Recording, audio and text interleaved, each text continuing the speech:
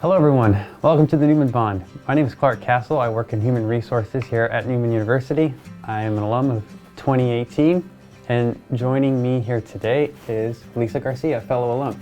Hi, nice to meet you guys. I am Lisa Garcia. I am a alumni from Newman University from 2008. I currently teach at Wichita State University. I teach most of the anatomy classes. I run the cadaver lab, and I am actually currently in a doctorate program right now because I'm a glutton for punishment.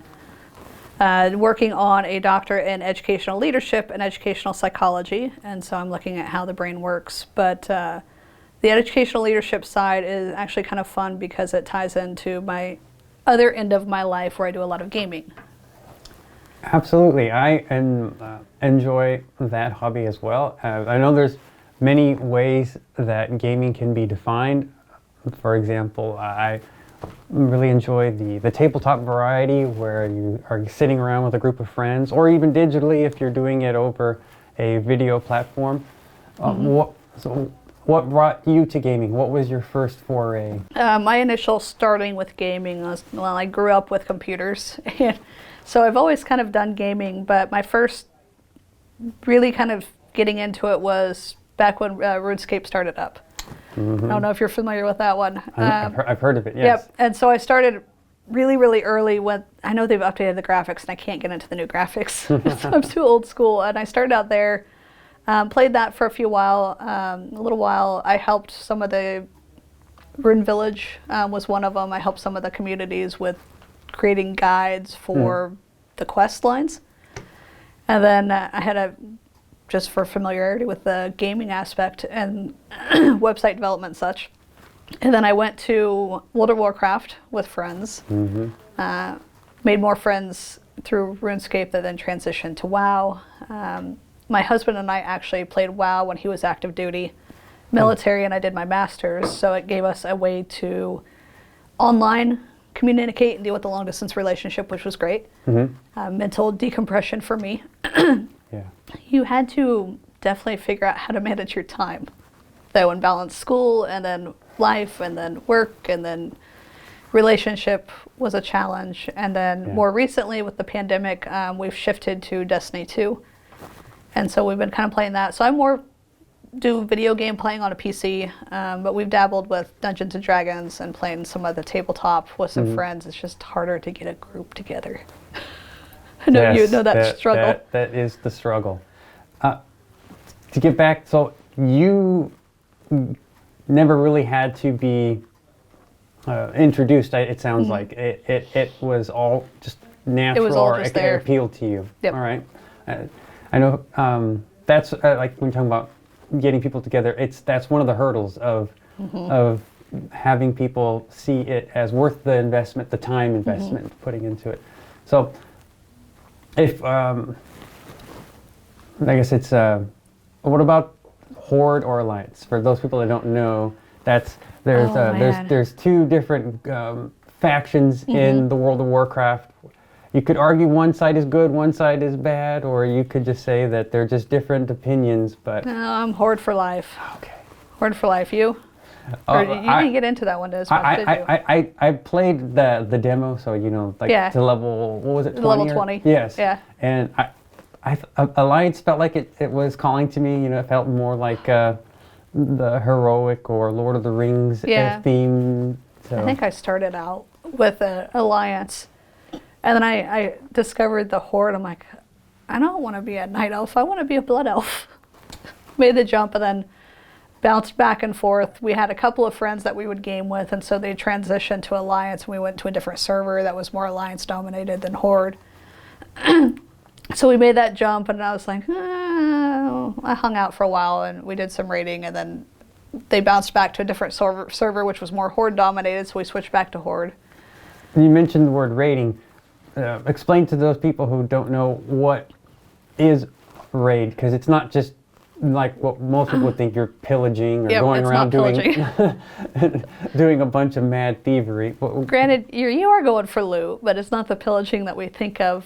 So with World of Warcraft, raiding was a team group effort to take down various different bosses, and you had different mechanics. And so in WoW, I really only raided during Mists of Pandaria, which has been a few expansions back. But you had 5 people for a regular dungeon run, and then you have 10 people for your typical raid groups. It's hard to get a lot of people together. 10, that's a big group. The initial original raiding groups were 40. Can you imagine getting 40 people together when we struggled just with D&D with like 5? I really can't. Wow. And then they created looking for raid, looking for groups, so you can just pick up randoms. Mm-hmm. But when it accomplished stuff, they don't know the mechanics as much. And then WoW got really toxic in the community for me. And so I kind of jumped after I had my son. I just didn't have the time invested. Yeah. And so with Destiny, I like it a little bit more because the chat is disabled. Okay. So you don't constantly have people trolling in the chat. Yeah. You have what are called strikes now instead of dungeons. And it's only a 3-person group, and you can pick up randoms. Oh. And if you don't know the mechanics, it can be a little frustrating. Mm-hmm. And then your raids are now 6 people. Okay. So you do most of your activities with just 3 fire team members or in your group. And then your raids are 6 people. And so it's a little bit easier to find 6 people to interact with stuff. But with 6 people, you kind of have 3 main classes, a Titan, a Warlock, and a Hunter. So kind of like a tank, mage, healer, and then a Rogue. Mm-hmm. It's easier to fill the roles, and you don't need your typical healer. You don't need a typical mage or a tank like you would for WoW. So all 3 roles can kind of play and survive on their own. So your raid build can be anybody. You can have 6 Warlocks go, you can have 6 Titans go, you can have 6 Hunters go. And so then the mechanics are a lot more challenging, though, because each person usually has to do a role. Right. So you have to learn the timing of everything. You have to communicate. We just did the new raid, so I won't say anything for spoilers for folks. But talking about a prior raid we did Vow of the Disciple, which was when Witch Queen came live. And there was one encounter we just would butting our heads on for hours because it was so specific. You had 4 different rooms, and you had 3 different relics that one person had to carry, but there was a timer. So you could only carry the relic for one room, and you had to pass it off to a partner in the next room and alternate. But there's 3 relics, so you have 6 people in your fire team, 3 relics, everybody had to do something. And you had to pass it off, so if you died, not the other person can't just pick it up. And each relic did different roles. So you had one of them that would cleanse a group. Otherwise, you had darkness kind of falling on them and they couldn't see. So you had to cleanse every, I think it was like 10, 15 seconds. I don't remember the timer now. Yeah. So you had to kind of keep track of where everybody's at. You had 2 of them that had to knock out of a shield off of a knight, and you could only do that with a different relic. And then you had a 3rd relic, which would cleanse a blight over other enemies, which wouldn't allow you to attack it. And so you had to kind of bounce these rolls and then jump around, and there's enemies shooting at you constantly, so you had to survive. You get to the 4th room, the floors are also gone. You have to jump platforms, not fall to your death. Wow. And it's just chaos. You go, oh, we got a blight on this side, come get it, and then, oh, I need to cleanse. So your relic holders have to communicate a lot, and the entire group has to communicate a lot. And man, when we finally got through that, it was so rewarding. Well, that does sound like you'd have to master so much. And so a strike is a group of 3? Yep. And you're married, so I guess finding that 3rd person isn't too much of a challenge, but getting to 6, that when you deal with strangers and tell me about then, how do you go about dealing, how do you adapt? Like if you're picking up random people, what's your strategy to get them up to speed, or if they're just not getting what you're communicating, how do you help? So the fun part about that is I'm also a teacher. So I teach anatomy, which is a hard subject for a lot of people to pick up. And so granted, when I game, I try not to take that role. I let one of our buddies do the explanations. But the cool thing about Destiny is you can have what's called Sherpaing, or being a Sherpa. Oh, okay. And so it actually engages the community in teaching the mechanics of a raid to a group. And they generally will say that if you're bringing in a new player for a raid, let's say you have 5 people and you're going to bring in a 6th, that's a random. You want to add about an hour of your time. And so you have a fire team that's going to teach this person the raid. And then you end up, if they enjoy the experience, they actually will often join your clan or your guild, so to speak. And so we have a Discord server that we've gotten. We'll kind of bounce through groups, but we've picked up people from all over that have just joined the clan. And so there's a core of us that's usually 6 to 8, depending on who's available. So we have some backups, which are nice. Part of it is my husband and I both play, so he's the one that got me into it. 2 of my friends from high school play, and so we've got 4 of us there that we can play. And then we actually met friends from the other group and kind of merged clans. And so now we have 8 of us that can play regularly. One of them is currently just moved in these active duty military, so it's been kind of unavailable some. Other one was out of town, and so we had 6 of us. But what's fun is one of the other groups that we play with, or another couple, husband and wife, their kids play too. So they almost have a full fire team themselves with their kids. That must be a good perk. And I was like, man, you guys can almost run up whatever you guys want. And so every once in a while, we've gotten to know their kids playing. And it's been a nice, fun community. And then you just build. And so we've got, most of us are from the United States. We have one from Argentina that would play every once in a while. Yeah. Another one that was from, where was he from? We had Argentina, another one from Australia that we'd play with. Yeah. So the timing there is a little harder because you've got the big time gap, time zone difference. But they kind of bounce around between campaigns. With the new campaign, some people have been on, some haven't been on. So we didn't have too many issues with the current one. It was a struggle. Now with a random where they're not quite understanding the mechanics, sometimes one of us will pick up re-explaining how to do the mechanic. Or you have to think of, okay, you've watched them run this a couple times to see what they're like, and you might switch them up with a different role. Okay. And so there's a couple of things, like for myself, I struggle with right and left. And so if you're having to make a call out like L1, R1, I always say the wrong thing, which causes a wipe. And you have to start over. I see. And so we've learned not to put Lisa in that role, put Lisa in a different role. But it's hard because sometimes you can stay alive, but you're not killing things. Well, if you're a dead guardian, you can't help anyway. Right. And so sometimes it's not about having the most kills in the group. It's about staying alive. It's about rezzing your fellow player if they are down. Yes. Which is hard to sometimes learn when you're used to just being the top person. So that gives me 2 thoughts. All right. Evaluating, like you said, your strength is in other areas because the left and the right, or at least calling out those isn't your expertise. And the second was also thinking about the time zones that you have to meet with the other players. So being that, when you have working adults that have time restraints and things like that, do you when you set some time aside to play these games, is that sort of a sacred time? Or, we do have a typical raid time that we do. And so we'll usually play Friday evenings. We start at 9:30, so everybody's got kids to bed. So one of ours has 2 little girls. We have a 5-year-old, almost 6. The other one has a newborn, or 2-year-old. Wow. 2-year-old now. I guess it's not newborn now. So we'll a lot of times wait till the kids go to bed, and we'll sometimes have to pause because the kid is up. Right. We're not feeling well. Kid threw up. Gotta change sheets. And so you kind of have to pause a little bit. So Friday nights are usually pretty late. Okay. Because we don't start till 9:30, and we'll go for a couple hours. Yeah. The new raid, though, a lot of us, some people took off work.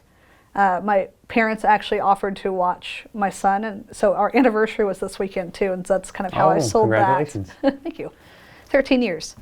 So I sold it that way, and so Mom goes, "Oh, we can keep them all weekend," and so we're actually able to knock it out, the new raid, which was really nice. But you start butting heads a bit. And so a lot of times we like that Friday night Oh, okay. time frame. And then if we have to finish something up, a lot of times we might do Saturday night. Mm-hmm. And so for me, gaming is kind of my decompression time to let go of stress.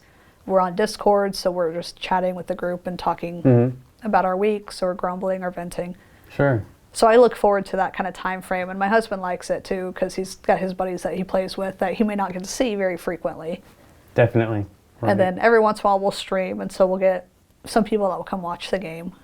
So we have. Oh, so you're broadcasting it for others. And so okay. it's not usually me; it's one of my buddies that will broadcast. And so every once in a while, if we have somebody that's interested in it, we can stream it. Our two friends that weren't able to help with the raid wanted to watch, and so we were streaming our struggles as we went through it. So sometimes that's another way that you can help teach somebody that's coming into it mechanics. Myself, I learn better by reading about the mechanics first and then doing it. Whereas my husband prefers watching the YouTube videos to get the mechanics, and he'll just watch them repeatedly until he has it down. Sure. Sometimes they're not very well explained. Right. So with the new raid that we did this weekend, everybody's figuring out the mechanics, and you've got elite groups that are running through things. They finished the brand new raid in contest mode in 2.5 hours, and we butted our heads for 13 just to get halfway through. So when you are playing, it sounds like it's you versus the computer. Like that's how we used to view it. It kind of is. So it's a challenge that the programmers or designers have put there as for you to figure out the solution or solutions, if there's more than one way to get past the puzzle. Yeah, Bungie and with the creators of Destiny 2 really like puzzles. Okay. So you're having to figure out puzzles. Like escape room style, almost? Kind of. This current one is a lot of light and dark. So you have to go shoot light, dark orbs, then you have to shoot at a dark orb or take the dark orb to the light orb and figure out where all those are. And that might change, so you have a logarithm there to help them change. But then you've got, so we had 2 runners for that, and then everybody else was just ad clear. Okay. So you're fighting NPCs essentially on that one. Things that are trying to annihilate you while you are trying to do whatever sequence. Okay. Yep. Wow. So you've got to pay attention to a lot of stuff, and it's a first-person shooter, whereas WoW was more of an overhead. Yes. So you could zoom out. You could go zoom in to be first person, but you were more third person, so you're zoomed out and you could see the environment a lot more, which my husband's really good at. I am not. I tend to focus too much, where I am just blinded by my surroundings, and so sometimes I'll get. My biggest thing is none of the enemies kill me as best as I kill myself. I fall off the edge. Oh. So I am not paying attention because I am so tunnel visioned on. So if you're on platforms, I will walk off the edge and die. I'm like, oh no. I could see easily backing up, because if it's first person, then you're not like if it's a top-down view, you can keep track of at least. You can see where the edge is. Yep. And a lot of times the mechanics might boop you off, so you have somebody that has a shield that shoots off. So if you run up to this guy, he puts his shield off, and then you start seeing this mechanic on it where it's going to push you. So if you happen to be on the edge of a platform, you're going to get yeeted off. I can understand why you'd want them to reserve their comments to either just type responses or for after. But would it be helpful if the people watching your stream, because I'm familiar with Discord, right? So you have the people that don't know, it's a private space that people can communicate with text dialogue or with speech if they join the audio channel dedicated portion. So if people watching are clocking some threat coming towards you or know that the timer's running down on a situation, would it be helpful if people said, watch out for that, your could be top corner or something a lot like of times. So when I've watched our buddies stream, so when my husband did some of the contest modes for raids, I didn't do it. I would watch it because I was like, no, I'm not going to do that. I'm scared. I don't want to do it. It's too much pressure. So we would watch, and a lot of times I would type into Twitch because he would stream through Twitch. Okay. And he would respond to it occasionally, but I think there's a delay slightly between it. You're right. I didn't consider that. So what they're seeing. Sometimes it doesn't help, but if you see things, a lot of times you can type in the chat and recommend it. Yeah. And so our buddies that were actually watching us over the weekend actually did that. They're like, hey, you're getting booped off here. I'm seeing you die a lot here. Maybe this person and this person switch plates and try that. Or have you thought about using this weapon instead?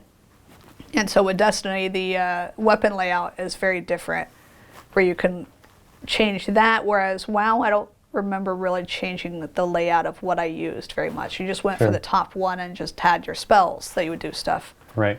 The cooldowns. Yeah, you had to do your timing cooldowns or create macros to thank for that. Now with Destiny, you have 3 weapon slots that you can do, and you have, head, arms, chest, legs, and paw. So you got 5 then armor slots. And you have different mods that you can put in them. So you kind of create a build that's unique to each encounter for what you need. And you have certain weapon loadouts that you're going to create for each encounter based on what you need. So sometimes you may not have the weapon loadout that you want, and then you have stats that you've got to keep track of. And so if you have resilience, you want to have your resilience as high as you can, so you can take more hits without dying. And then recovery is what allows you to get your health back faster. Okay. So you usually want those pretty high. If you are somebody that melees a lot, you want a strong strength build. If you throw grenades, you want a more disciplined build. If you want to use your super a lot, you use an intel build. So it's similar to D&D a little bit, more on that. But you got to figure out what weapons you want and what shields that you have to combat against. So if this has a solar shield, you want a solar weapon to break that shield faster. So that was actually kind of hard this weekend, just because I didn't have a good loadout I could figure out for my roles that I wanted, and so it was a struggle. And so we'll talk a lot of times, hey, what should we do here? What should we do here? Do you have any suggestions? So you get a lot of communication that way too. Now, so outside of gaming, when you're teaching others, or even if it's just working on a group assignment because of your current course, do you take the patience that you've had to either develop because of the challenging aspect in the games to the real world, or is there some crossover that There is. I have done. So a big one is time management. So balancing your time, and I actually tell that to students a lot too. You got to balance your time in your hobbies. So a lot of times I tell students I'm a gamer. They're like, what? What kind of games? Thinking, phone games. I'm like, no, I'm a computer gamer. I play mostly RPGs or MMOs. And so that was my hobby, and you have to fit you time in. So I talk to students a lot about that time management and fitting some you time in so you don't hit burnout. Group assignments. So a lot of times I will have my students on dissection tank teams where there's 5 people working on a cadaver donor, since I run the cadaver lab for anatomy, on a group. So it's similar to what you would run with a raid or a strike team. And I tell them, I'm not going to run your group. You got to figure out how to run your group. If you have one person that doesn't want to dissect, have them still be helpful. Maybe they're going to read the directions or grab a model and help teach you. So it's similar concept to teaching a raid. You have one person that may not be very good at a certain section, but they're really good at teaching. So they can help explain mechanics or what to do next. And then the other part, when you think of real world, you get onto a group and you bring in some randoms that you don't like or you don't mesh well with. You're not going to interact with them again. Definitely. Unless if you have to, because it's your friend's spouse, for an example, and then you're stuck with it.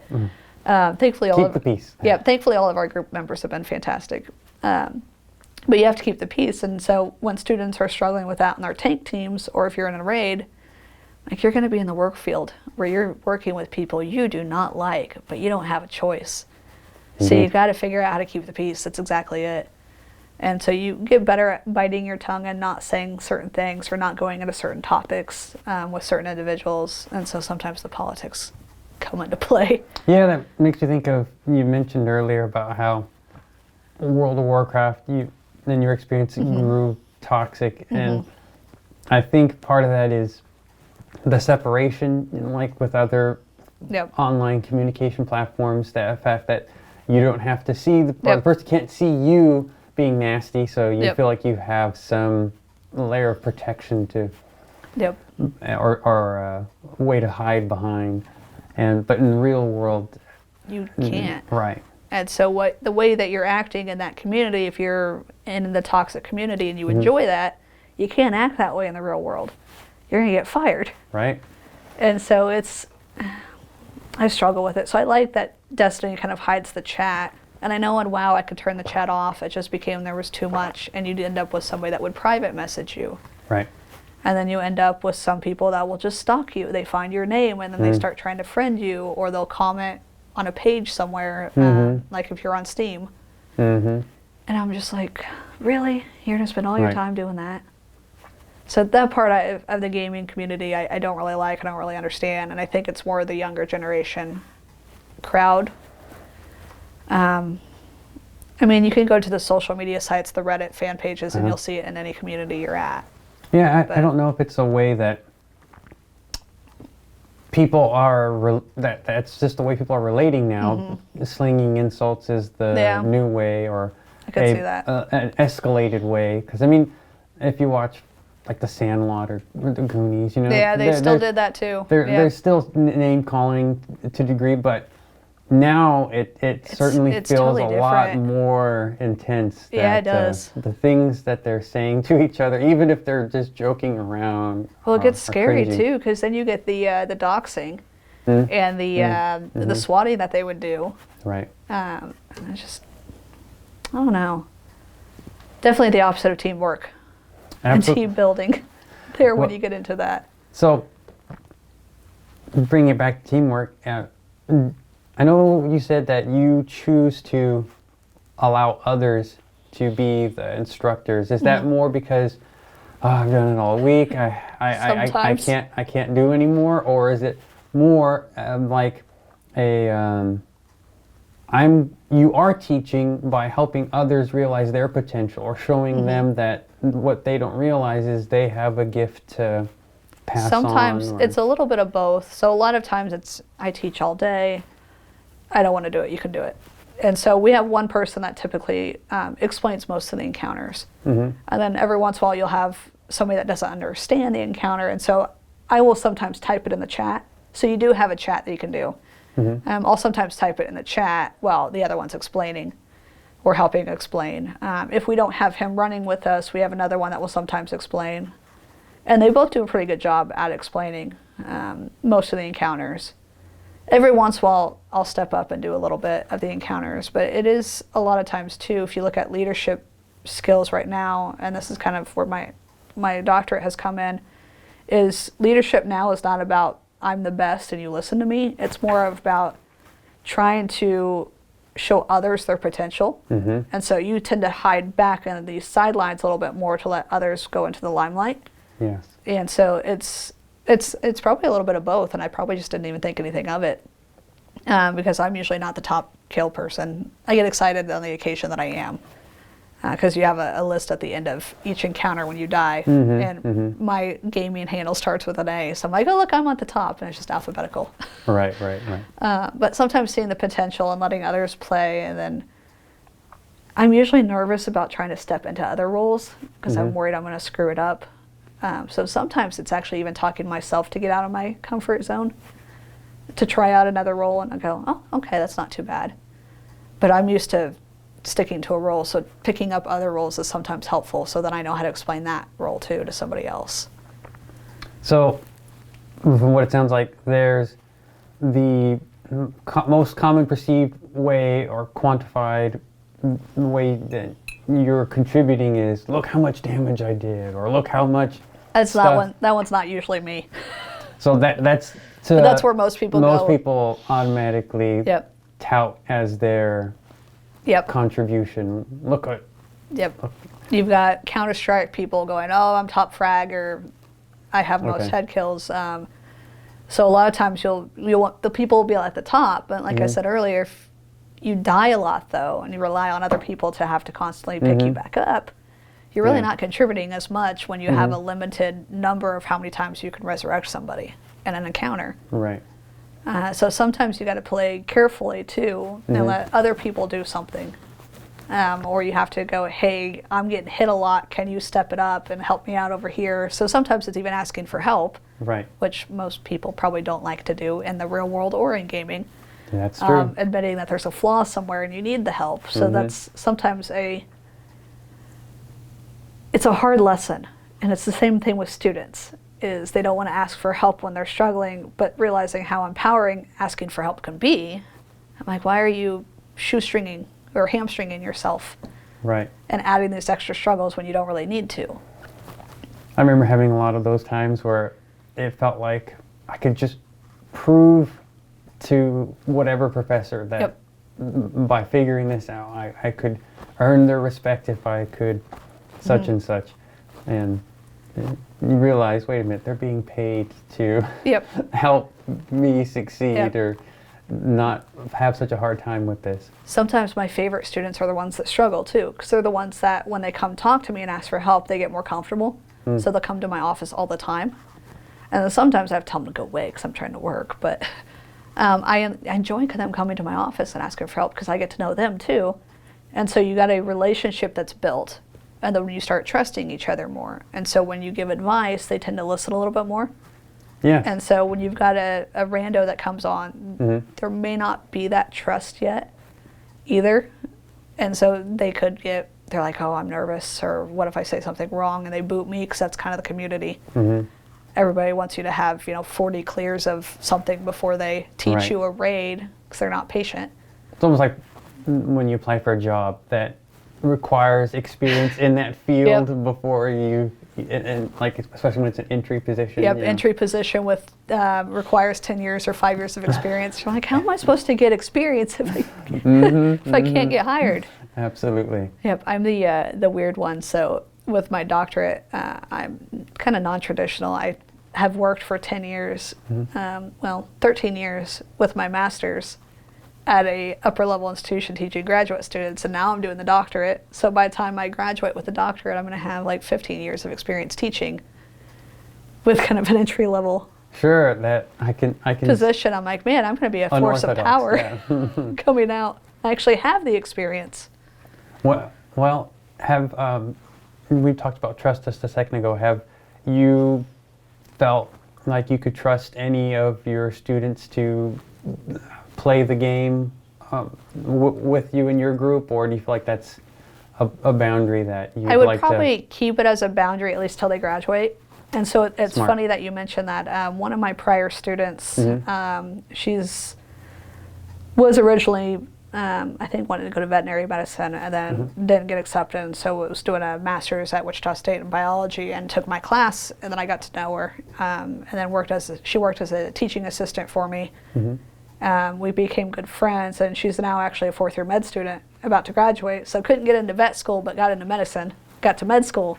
Oh, I wonder if there's something in that. So kind of proud of her for that one. But she taught at one of the community colleges here for a little bit too before she went to med school. But she was one of the other groups I would play Dungeons and Dragons with, her and her husband. So over the years, I have since been a bridesmaid at her wedding.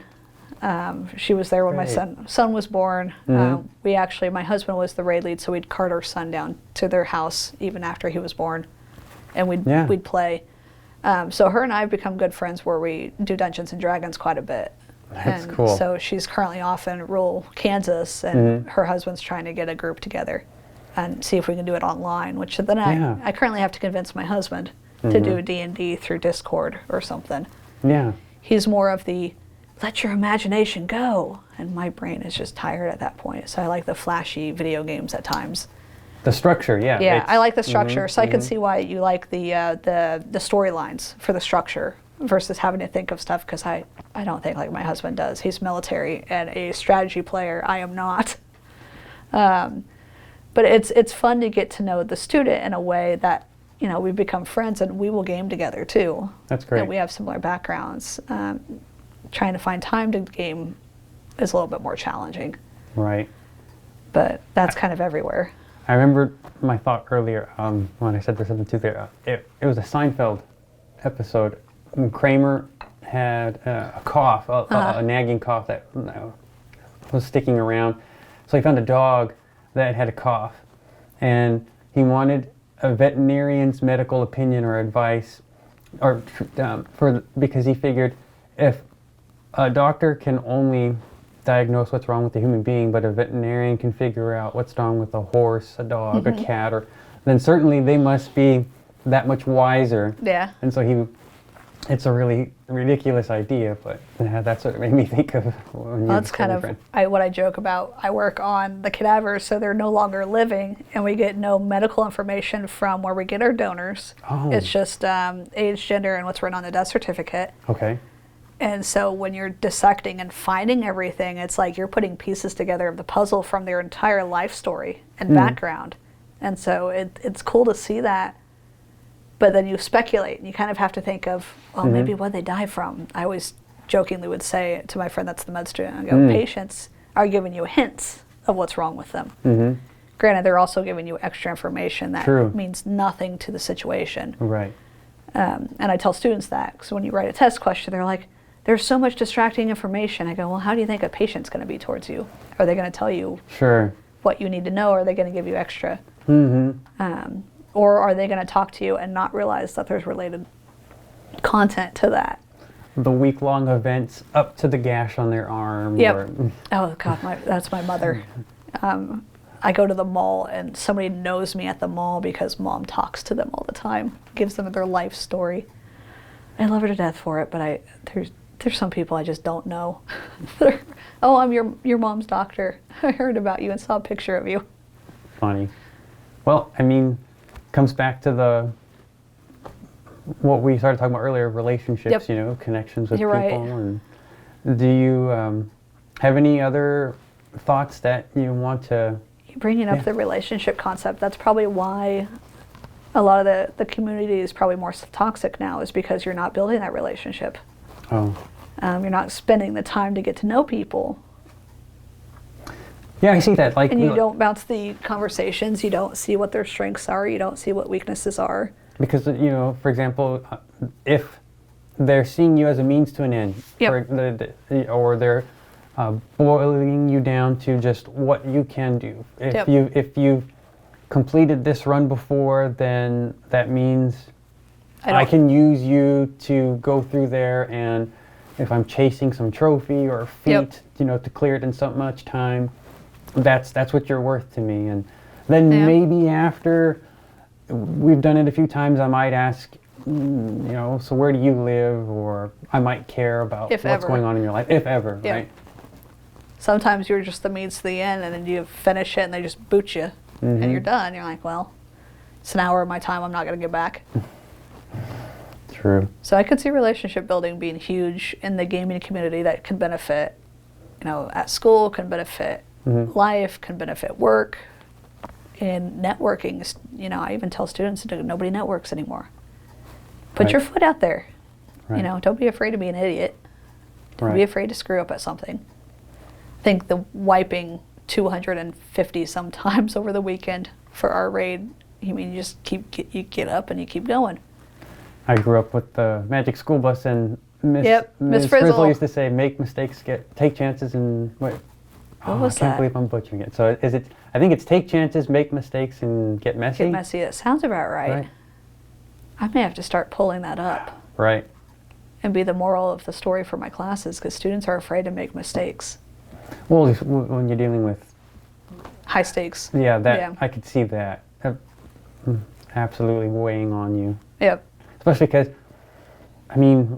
while there aren't necessarily a short supply of cadavers, people are always dying, but you still feel the respect that body or the tissue that you're working with. And I talk to the students, will give the donors nicknames, and I will talk to the donors sometimes quite a bit.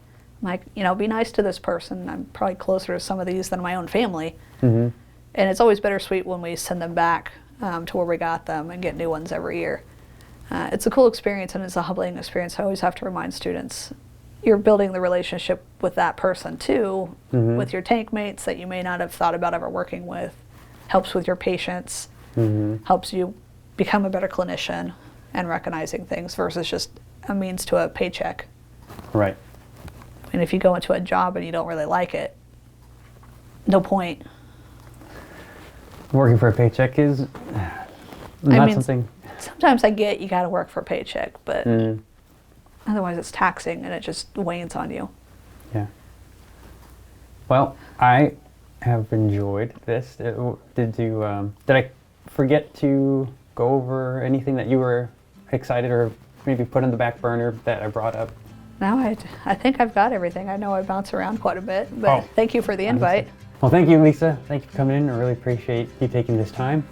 And I'd like to thank you for tuning into the Newman Bond. Have a great day.